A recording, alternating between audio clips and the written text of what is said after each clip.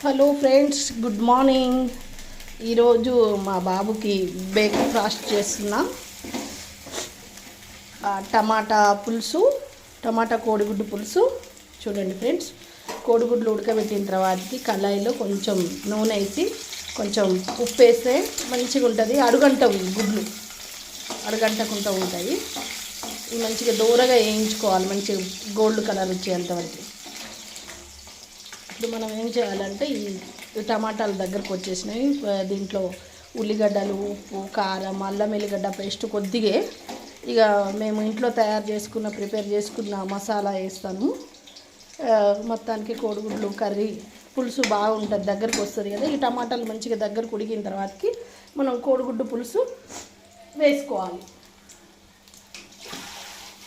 కోడిగుడ్లు దూరగా వేయించుకున్న తర్వాతకి ఇట్లా వేసుకోవాలి.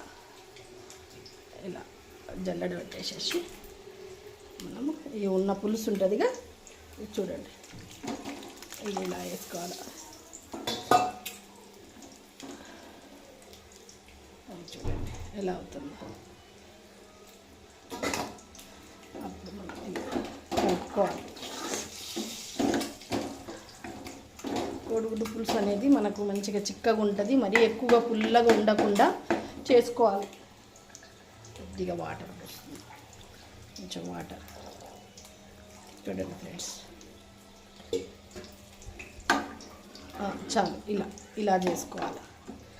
ఇప్పుడు ఇది మంచిగా దగ్గరగా ఉడుకుతూ ఉంటుంది. మంచిగా కొద్దిసేపు దీనికి మూత పెట్టేద్దాం.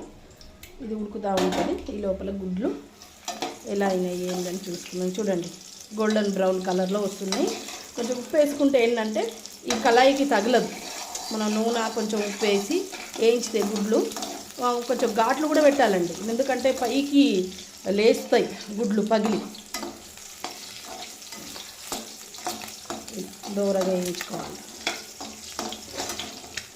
ఈ లోపల పులుసు మరుగుతూ ఉంటుంది.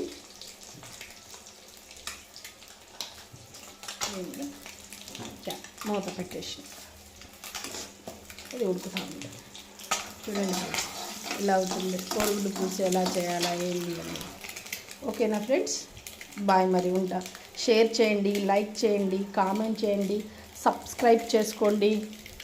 Bye friends, bye. మరి బాయ్.